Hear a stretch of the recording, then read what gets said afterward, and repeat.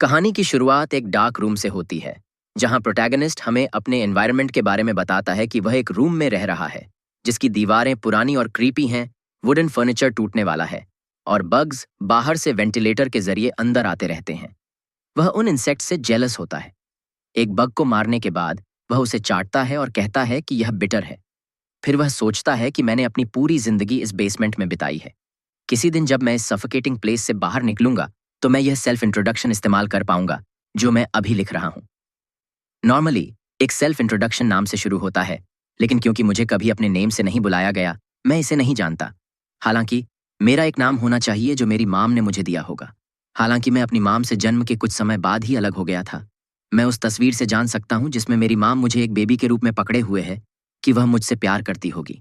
जब वह अपनी माम की तस्वीर देख रहा होता है, तभी अचानक एक क्रीपी मैन पीछे से कहता है कि वह डेड है, तुम्हारी माम। इसके बाद वह गुस्से में घूमता है और उससे पूछता है कि तुम्हारा क्या मतलब है। फिर वह क्रीपी मैन जवाब देता है कि वह तुम्हारे जन्म के कुछ समय बाद ही एक ब्रिज से कूदकर मर गई। उसकी बात सुनकर वह और गुस्सा हो जाता है और सोचता है कि यह आदमी मेरा फादर है।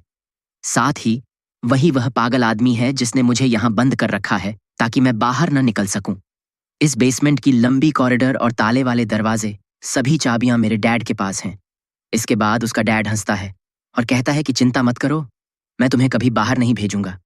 क्या मैंने तुम्हें यह नहीं बताया कि तुम्हारी माम ने कूदकर मरने का फैसला क्यों किया? वह इस दुनिया से डर गई थी। यह अर्थ, उसे पता था कि एक अपोकलिप्स आने वाला है। यही वजह है कि मैं तुम्हें बाहर नहीं भेज रहा हूं। यह इसलिए है क्योंकि मैं तुमसे प्यार करता हूं। मैं अपने बेटे को आत्महत्या करते हुए नहीं देख सकता। उसकी सारी बातें सुनकर वह गुस्से में कहता है कि तुम झूठ बोल रहे हो। उसने अपोकलिप्स के डर से मरने का फैसला किया। मेरी माम के बारे में ऐसा मत बोलो। क्या तुम्हें लगता है कि मैं तुम्हारी बात मानूंगा? तुमने मुझे इस बेसमेंट में अपोकलिप्स आने के झूठे दावों के साथ बंद कर रखा है।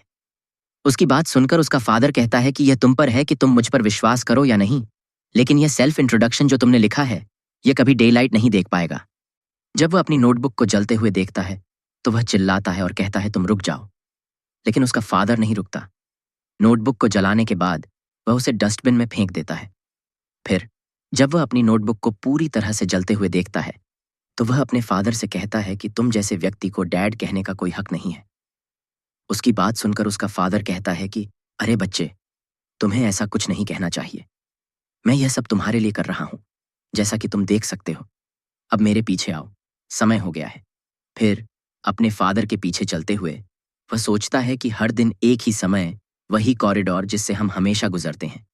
बेशक यहाँ कोई अन्य जीवन के साइंस नहीं है। मेरे डैड और मैं इस विशाल बेसमेंट के एकमात्र निवासी हैं। आज भी वही रूटीन शुरू होती है, वही लेक्चर्स और वही ट्रेनिंग। इस बोरिंग डेली लाइफ को झेलने के लिए केवल एक चीज है जो मुझे मदद करती है। डेली रूटीन में मिले ब्रीफ फ्री टाइम में मैं बेसमेंट लाइब्रेरी से बुक्स लेकर पढ़ सकता हूँ। हालांकि लाइब्रेरी में बहुत सारी बुक्स हैं, लेकिन मुझे सबसे ज्यादा वे बुक्स पसंद हैं जो बाहरी दुनिया के बारे में डिस्क्राइब करती हैं। मैं सोचता हूं कि उन बुक्स में लिखी सनलाइट कैसी फील होगी। यह प्रॉबली अंडरग्राउंड लाइट्स की तुलना में ज्यादा वार्म होगी। मैं एक पीसफुल डेली लाइफ एक्सपीरियंस करना चाहता हूं और मैं ब्यूटीफुल दृश्य देखना चाहता हूं। मैं लोगों से बात भी करना चाहता हूं। शायद मैं उनके साथ फ्रेंड्स बन सकूं, लेकिन सबसे ज्यादा मुझे एस्केप करने के बाद सबसे पहले जो करना है, अभी वह यह सब सोच ही रहा होता है, तभी अचानक उसका फादर वहां आता है और उससे बुक छीन लेता है। बुक छीनने के बाद उसका फादर कहता है कि मैंने तुम्हें डेफिनेटली बताया था कि बुक्स केवल फ्री टाइम में ही अलाउड हैं। फिर वह बुक को देखता है और कहता है कि यह सर्फेस के बारे में बुक है। कितना पैथेटिक। और उससे पूछता है कि क्या तुम्हें अभी भी बाहरी दुनिया से अटैचमेंट है?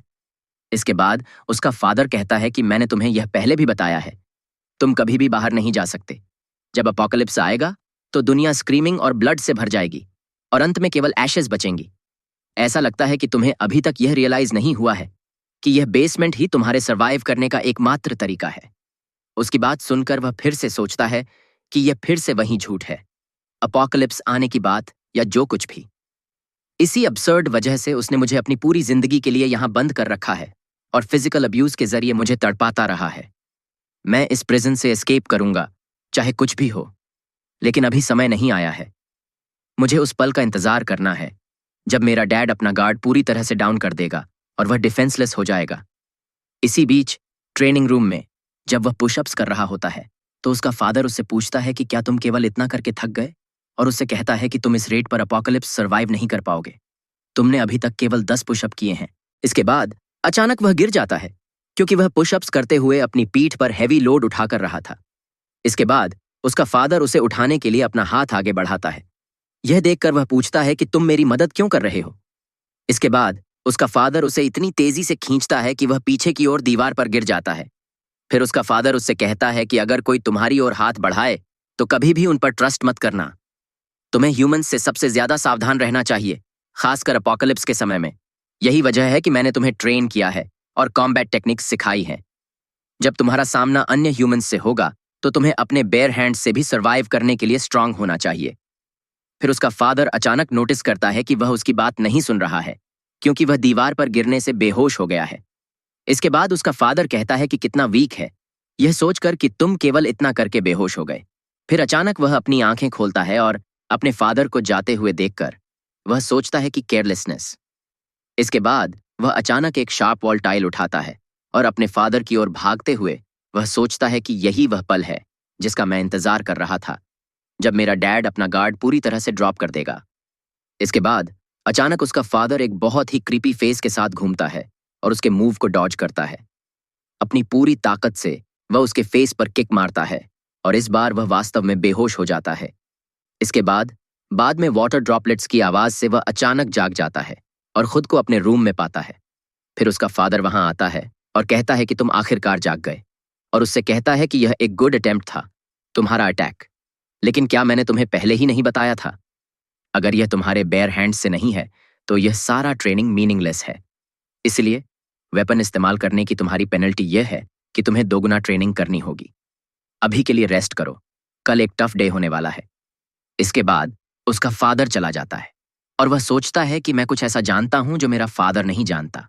जब वह लाइट ऑफ करता है तो रूम की सारी इलेक्ट्रिसिटी एक पल के लिए ऑफ हो जाती है और सारी नॉइज गायब हो जाती है। उस पल में जब मैं अपनी लिसनिंग पर फोकस करता हूं तो मैं ऐसी चीजें सुन सकता हूं जो मैं पहले नहीं सुन सकता था। दूर की चीजें, व्हील्स के घूमने की आवाज, बर्ड्स के चहचहाने की आवाज और एक बस्टलिंग सिटी का नॉइज। इससे मैंने 2 ट्रूथ्स पाई हैं, लेकिन असल में ग्राउंड के ऊपर डे टाइम है। दूसरी ट्रूथ यह है कि अर्थ पीसफुल है। मेरा फादर कहता है कि एंड आने वाला है, लेकिन यह सब एक झूठ है ताकि मुझे अंडरग्राउंड में बंद रखा जा सके। और फिर मैं अपनी माम को ढूंढने वाला हूं। जब भी मैं फादर से उसके बारे में पूछता हूं वह हमेशा कहता है कि वह डेड है, लेकिन अब मुझे पता है कि वह केवल झूठ बोलता है। मुझे लगता है कि उसकी बातों में एक हिडन मीनिंग है, वह एक्चुअली अलाइव है। एक दिन मैं यहां से एस्केप करूंगा और मैं उसे ढूंढूंगा, चाहे कुछ भी हो। इसी बीच जब उसका फादर बेसमेंट की कॉरिडोर में चल रहा होता है तो अचानक उसे एक फोन कॉल आता है। इसके बाद वह फोन उठाता है और कहता है कि क्या है। मैंने तुम्हें बताया था कि इमरजेंसी के अलावा मुझे कांटेक्ट मत करो। इसके बाद वह कहता है कि ठीक है, उसे जीने दो। फिर वह अचानक अपना फोन फेंक देता है और रोने लगता है। इसी बीच बाद में वह अपनी आंखें खोलता है और खुद को रोप से बंधा हुआ पाता है। इसके बाद वह अपने फादर से पूछता है कि तुम क्या कर रहे हो, और उससे कहता है कि मुझे अभी आजाद करो। इसके बाद वह कुछ नोटिस करता है और सोचता है कि वह नहीं सुन रहा है। ठीक है, तो मैं इसे धीरे धीरे तोड़ दूंगा। यह काम कर रहा है, यह धीरे धीरे फट रहा है। उसे रोप तोड़ने की कोशिश करते हुए देखकर उसका फादर उसे रोकने के लिए कहता है। फिर वह उससे कहता है कि तुमने कहा था कि आज की ट्रेनिंग दोगुनी डिफिकल्ट होगी, और उससे पूछता है कि क्या तुम्हें यह भी याद नहीं है कि तुमने क्या कहा था। फिर उसका फादर जवाब देता है कि प्लान्स चेंज हो गए हैं, और उससे कहता है कि हम आज कुछ नहीं करने वाले हैं। न केवल आज, बल्कि अब से हर दिन तुम उस चेयर पर बैठने के अलावा कुछ नहीं कर पाओगे। उसकी बात सुनकर वह उससे पूछता है कि तुम क्या कह रहे हो, और कहता है कि तुमने कहा था कि तुम मुझे अपोकलिप्स सर्वाइव करने के लिए ट्रेन करोगे। अगर तुम मुझे इस तरह बांध कर रखोगे तो मैं नहीं कर पाऊंगा। जब वह यह सब कह रहा होता है तभी अचानक उसका फादर जवाब देता है कि ट्रेनिंग अब खत्म हो गई है। उसकी बात सुनकर वह शॉक्ड हो जाता है और सोचता है कि उसे अचानक क्या हो गया है। अगर मैं इस तरह बंधा रहूंगा तो मुझे अपनी माम को देखने का मौका नहीं मिलेगा। इसके बाद जब वह रोप तोड़ने की कोशिश कर रहा होता है तो उसका फादर उससे पूछता है कि तुम क्या कर रहे हो। फिर अपनी पूरी ताकत का इस्तेमाल करते हुए वह फिर से रोप तोड़ने की कोशिश करता है। इसके बाद उसका फादर उसके पास आता है और उसे पंच मारता है। फिर उसका फादर कहता है कि क्या मैंने तुम्हें नहीं बताया था कि मूव मत करो? इसके बाद वह गिर जाता है और सोचता है कि मुझे नहीं पता कि मुझे क्या हो गया था। उस समय ये ज्यादा समझदारी होती कि मैं अपने फादर से अग्री करने का दिखावा करता और किसी और अपॉर्चुनिटी की तलाश करता। लेकिन उस पल में मैं उसे हराना चाहता था, भले ही इसकी कीमत मेरी जान ही क्यों ना हो। मेरे फादर के प्रति मेरा रिजेंटमेंट, जिसने मुझे यहाँ बंद कर रखा है और मुझे सफर करवाया है और स्ट्रांग हो रहा था। मैं जानना चाहता था कि अगर मैं अपने फादर को पीटूं तो वह कैसा दिखेगा, वह व्यक्ति जो हमेशा मुझे नीचा दिखाता था। मैंने सोचा था कि मेरा फादर निश्चित रूप से गुस्सा होगा, लेकिन कुछ अलग था। मेरे सामने जो मैंने देखा वह एक डीपली सैड आदमी की आंखों के पीछे छिपे आंसू थे। ये सब सोचने के बाद वह अपने फादर से पूछता है कि तुम अब ऐसे क्यों दिख रहे हो। फिर अचानक उसका फादर उसे पंच मारता है और वह गिर जाता है। ये पंच इतना स्ट्रांग था कि वह बेहोश हो जाता है और उसके फादर के आखिरी शब्द जो उसने सुने वह थे, मुझे उम्मीद है कि तुम समझ जाओगे। बेहोश होने के बाद वह कुछ याद करता है जो उसके फादर ने उसे हमेशा याद रखने के लिए कहा था। सर्वाइविंग द अपोकलिप्स का सबसे इंपॉर्टेंट रूल, रूल नंबर 1, कभी भी बेसमेंट से बाहर मत निकलना, क्योंकि उसके फादर के अकॉर्डिंग दुनिया में बेसमेंट से सेफर कोई जगह नहीं होगी। इसमें हजारों डिफेंस मैकेनिज्म्स हैं जो 126 सालों तक मेंटेन किए जा सकते हैं। साथ ही प्लेंटी ऑफ फूड और रिसोर्सेज हैं। इस जगह को छोड़ना, जहां सब कुछ प्रिपेयर्ड है, आग के गड्ढे में कूदने जैसा है। और उसे यह भी याद आता है कि उसके फादर ने एक बार उससे कहा था कि एंड बिना किसी वार्निंग के आती है, इसलिए तुम्हें कभी भी बेसमेंट नहीं छोड़ना चाहिए। इसी बीच बाद में वह जागता है और देखता है कि उसका डैड वहां नहीं है और सोचता है कि ऐसा पहले कभी नहीं हुआ। डैड के गायब होने का एकमात्र टाइम वह था जब मैं सोने के लिए लेटता था। डैड का स्ट्रेंज बिहेवियर कल से शुरू हुआ। कुछ तो डेफिनेटली चल रहा है। बेसमेंट की रिपेटिटिव लाइफस्टाइल से लेकर करंट सिचुएशन तक, जिसे मैं समझ नहीं पा रहा था। मुझे इंस्टिंक्टिवली पता था कि कुछ बड़ा होने वाला है और मेरी हंच को सुनना एक अच्छा आइडिया था। फिर अचानक वह नोटिस करता है कि बेसमेंट के सारे गेट्स खुले हुए हैं। इसे देखकर वह बेसमेंट से एस्केप करने के लिए भागना शुरू कर देता है। भागते हुए वह सोचता है कि यह एक एक बार में ही मिल सकता है, अपॉर्चुनिटी है। डैड मुझे एस्केप करने से रोकता, लेकिन वह यहाँ नहीं है। इसके बाद वह अचानक एग्जिट पॉइंट पर रुक जाता है और लैडर देखता है। फिर वह लैडर पर चढ़ना शुरू कर देता है और चढ़ते हुए सोचता है कि मैंने इसे ढूंढ लिया, कृपया वह लाइट सनलाइट हो। फिर टॉप पर पहुंचकर वह आखिरकार बेसमेंट से एस्केप कर जाता है और अपनी लाइफ में पहली बार सनलाइट देखता है। यह उसके लिए एक बहुत ही जॉयफुल मोमेंट होता है, क्योंकि वह पहली बार बाहरी दुनिया देख रहा होता है। इसके बाद वह सोचता है कि मैं कर दिया, मैंने सच में बाहर निकल लिया। जब वह रोड्स के बीच में खड़ा होता है तो कोई उससे पीछे से पूछता है कि किड, तुम रोड पर क्या कर रहे हो। फिर वह अचानक घूमता है और पहली बार एक अननोन पर्सन को देखकर वह खुश हो जाता है और कहने लगता है कि यह एक एक्चुअल पर्सन है। उसके इस तरह के वियर्ड बिहेवियर को देखकर वह आदमी शॉक्ड हो जाता है और सोचता है कि इस किड को क्या हो गया है, क्या उसने अपना हेड मार लिया है या कुछ और। इसी बीच अचानक उसे कुछ याद आता है और वह सोचता है कि अभी इसके लिए टाइम नहीं है, अभी अपना गार्ड डाउन करना जल्दबाजी होगी। अब जब मैं एस्केप कर चुका हूं तो डैड ने नोटिस कर लिया होगा कि मैं मिसिंग हूं और वह मेरे पीछे आ सकता है। अभी के लिए बेसमेंट से जितना दूर हो सकूं उतना दूर चला जाऊंगा। मैंने अपनी पूरी लाइफ में इस मोमेंट का सपना देखा है, बेसमेंट से एस्केप करना और पहली बार फ्री होना। इसके बाद वह अचानक भागना बंद कर देता है और सोचता है कि लेकिन क्यों, यह क्यों खुला? क्या यह सेफ्टी सिस्टम में मेल फंक्शन था? नहीं, डोर एक मियर मेल फंक्शन से नहीं खुल सकती। डैड एक मेटिकुलस पर्सन है जो ऐसी गलती नहीं करता। क्या अगर बेसमेंट का डोर खोलना डैड का इंटेंशन था? नहीं, यह इम्पॉसिबल है। जिसने बेसमेंट न छोड़ने का रूल बनाया था वह डैड ही था। यह सब सोचने के बाद वह अपने आसपास देखता है। वह लोगों को एक साथ बैठकर कॉफी पीते हुए देखता है, स्टूडेंट्स जो स्कूल की ओर जा रहे हैं, एक ओल्ड मैन जो एक किड को बैलून दे रहा है और किड्स जो एक दूसरे के साथ खेल रहे हैं। ये सब देखकर वह सोचता है कि यह सही है। डैड ने जो कुछ भी कहा वह सब झूठ था। यह इतना पीसफुल है जैसा कि एक्सपेक्टेड था। अपोकलिप्स का आना बिल्कुल भी समझ में नहीं आता। जब वह इस जॉयफुल एनवायरनमेंट का आनंद ले रहा होता है तो वह अपने डैड के शब्द भूल जाता है कि एंड बिना किसी वार्निंग के आती है, क्योंकि जिस एनवायरनमेंट में वह है वह पीसफुल है, लेकिन वह जल्द ही बदलने वाला है। इसके बाद अचानक बर्ड्स यहां वहां उड़ने लगते हैं और कुछ अर्थ की ओर आने लगता है। उस चीज को देखकर लोग एक दूसरे से बात करने लगते हैं कि यह नजदीक आ रहा है। यह क्या है? मुझे नहीं पता। यह चंद्रमा नहीं है, है ना? क्या मून? तुम क्या कह रहे हो? क्या तुम इसे नहीं देख सकते? इसके बाद अचानक हर कोई कुछ बहुत ही वियर्ड लुकिंग क्रीचर्स को देखता है जो अर्थ की ओर टॉर्नेडो की तरह आ रहे हैं। इसे देखकर वह अपने फादर के शब्द याद करता है कि कभी भी बेसमेंट न छोड़ना। यह एक बेसिक रूल है जो सर्वाइवल को बेस्ट गारंटी करती है। फिर वह सोचता है कि हालांकि एक एक्सेप्शन है।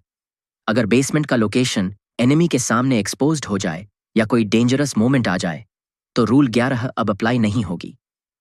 रोड पर पहुंचकर मॉन्स्टर वहां के लोगों को मारना शुरू कर देता है, जिससे हर कोई डर जाता है और खुद को बचाने के लिए इधर उधर भागने लगते हैं। फिर इसे देखकर वह भी शॉक्ड हो जाता है और सोचता है कि डैड ने मुझे एक बार कहा था कि जब अपोकलिप्स आएगा तो दुनिया ब्लड और वेल्स से भर जाएगी, केवल एशेस के ढेर बचेंगे। अपोकलिप्स शुरू हो गया है।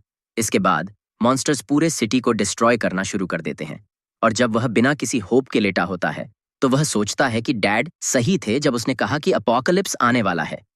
इसका मतलब है कि मेरी मॉम डेड है। क्या वह इस बारे में भी सही था?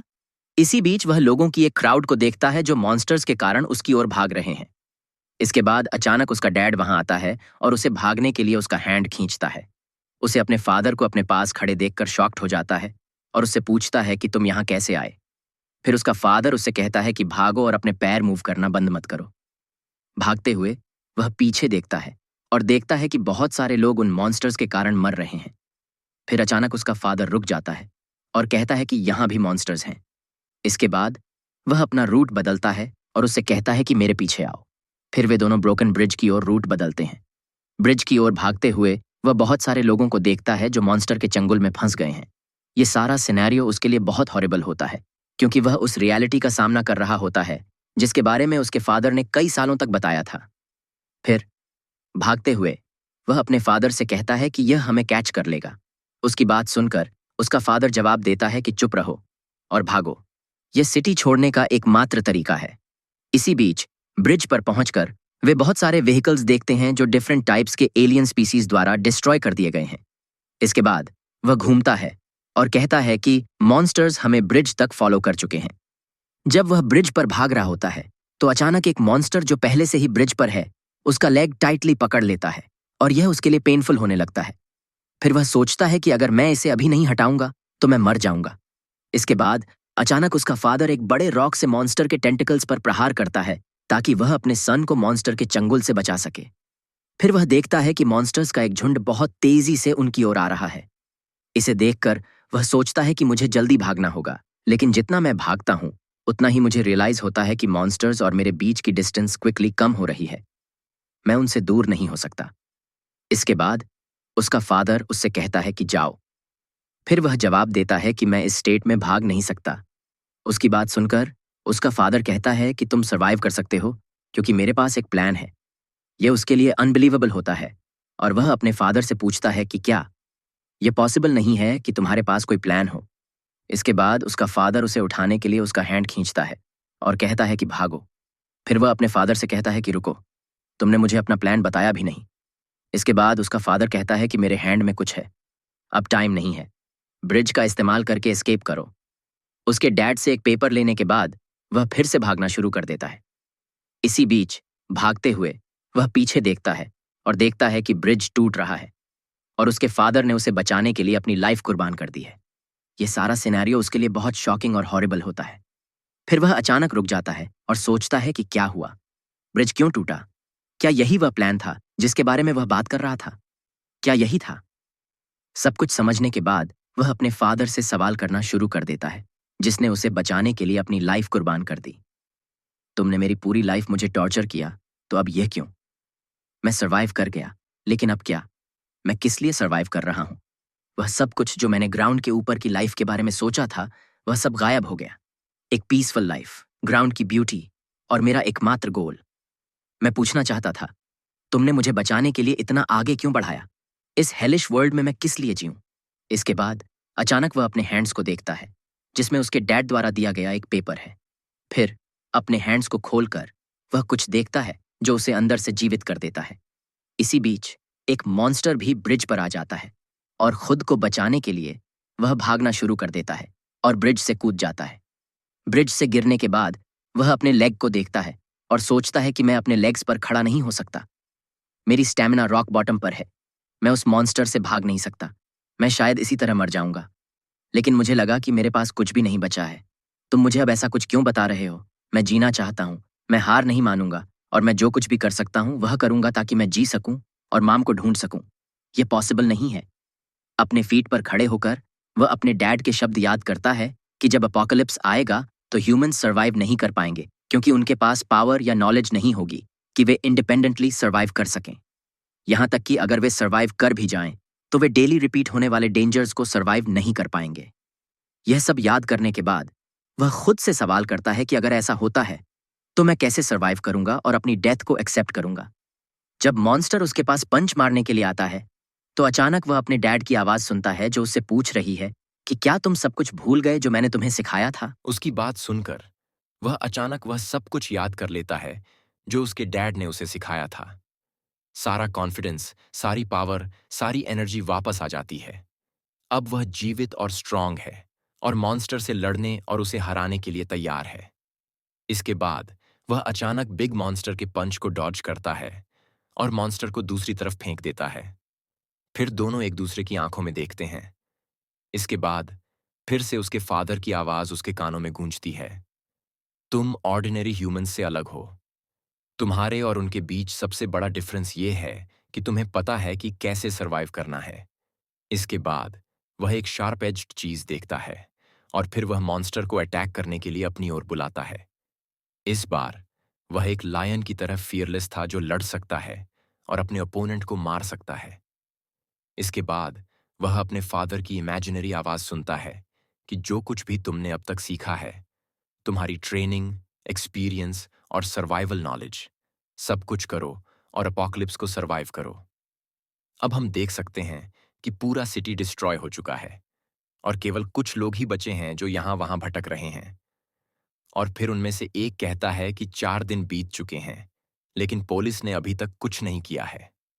फिर एक और व्यक्ति कहता है कि हम लकी हैं कि हम यहाँ छिपने में कामयाब रहे। और अब जब फूड खत्म हो गया है और हमें भूख लग रही है, तो हमें यहाँ से जाना होगा। वह फिर से कहती है कि तुम्हें कुछ भी कहने का मन नहीं है। अगर हम इंतजार करते रहेंगे तो कुछ हो सकता है। और जब वह बोल रही होती है तो कोई उसे साइड से बुलाता है। फिर वह उसकी ओर देखती है और पूछती है कि क्या है। वह जवाब देता है कि तुम इसे अभी क्यों नहीं छोड़ देती? तुम सबको अनकंफर्टेबल कर रही हो। वह जवाब देती है, क्यों? मैं जोर से नहीं बोल रही हूं। फिर वह उसकी बातों से थोड़ा अपसेट हो जाता है और अपने हेड पर हैंड रखकर अनॉयड एक्सप्रेशन के साथ कहता है कि मेरा यह मतलब नहीं था। कभी नहीं। मैंने अपना दिमाग खो दिया। इसके बाद जब वह आगे बढ़ रहा होता है तो वह उसे बुलाती है और कहती है कि हमने एरिया चेक कर लिया है और खाने के लिए कुछ नहीं मिला। वह कहता है कि हमें किसी तरह फूड ढूंढना होगा अगर हम यहां रहना चाहते हैं। फिर वह थोड़ी देर के लिए चुप रहती है और अचानक कहती है कि मैंने वह जगह चेक नहीं की है। यह सुनकर वह कंप्लीटली स्टन्ड हो जाता है। इसके बाद वह कहती है कि मैंने वहां नहीं देखा था, इसलिए मैं फिर से चेक करूंगी। कृपया गिव अप मत करो। फिर उसके फेस पर एक स्लाइट स्माइल दिखाई देता है। उसकी एक्सप्रेशन देखकर वह उसे थैंक यू कहती है और वह भी हेजिटेशन के साथ। बाकी सभी मॉन्स्टर्स से खुद को बचाने के लिए एग्जॉस्टेड हैं, इसलिए कोई भी हेल्प करने के लिए तैयार नहीं है। फिर वह उस लड़की से कहता है कि तुम ही एक हो जो इतनी हेल्प करने के लिए तैयार है।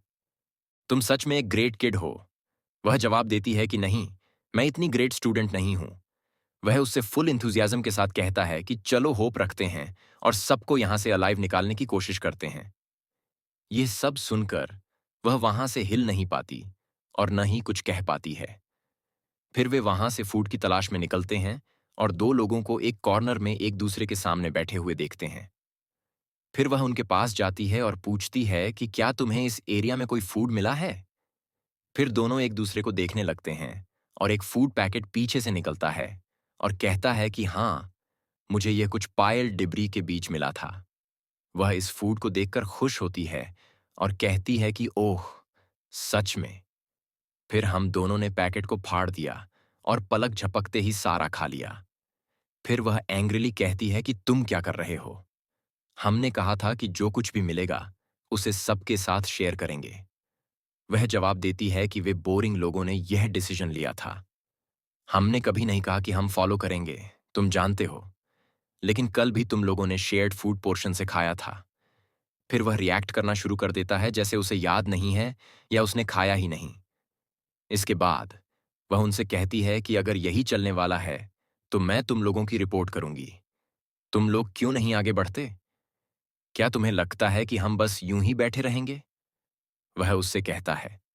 वह तुरंत जवाब देती है कि यह पॉइंटलेस है। तुम शायद मुझे कैच नहीं कर पाओगे। अगर एक चीज है जिसमें मैं गुड हूं तो वह है भागना। जैसे ही वह आगे बढ़ रहा होता है, पीछे से एक लाउड शाउटिंग की आवाज आती है और वे सभी सडनली बहुत स्केयर्ड हो जाते हैं। फिर वे एक दूसरे से पूछने लगते हैं कि क्या तुमने भी वह आवाज सुनी है? फिर वह लड़की उससे कहती है कि यह दूर से आ रही है, इसलिए मुझे लगता है कि हम सेफ हैं। उसकी बात सुनकर वह सांस छोड़ता है और कहता है कि सही है, मैं बिना वजह स्केयर्ड हो गया। फिर वह अचानक एक छोटी लड़की को देखता है जो एक कोने में बैठी हुई है। उसे देखकर वह मुस्कुराता है और उससे पूछता है कि क्या तुम 1 मिनट पहले इतनी आत्मविश्वासी नहीं थी? और उससे यह भी कहता है कि तुम एक लिटिल वूस हो। मैं देखना चाहूंगा कि तुम उन शेकी लेग्स के साथ कैसे भागती हो। फिर वह पैकेट फूड की ओर देखती है और जब वह देख रही होती है तो अचानक कोई कहता है कि ओह, तुम वापस आ गई हो। इसके बाद वह लड़का उससे पूछता है कि क्या तुमने वहां देखा? फिर वह जवाब देती है कि हाँ। इसके बाद वह उससे पूछता है कि और फूड के बारे में क्या? फिर वह लिटिल गर्ल जवाब देती है कि मुझे कुछ नहीं मिला। उसकी बात सुनकर वह कहता है कि मुझे आश्चर्य नहीं है। कोई बात नहीं, हमारा अभी तक जीवित रहना ही सबसे इंपॉर्टेंट है।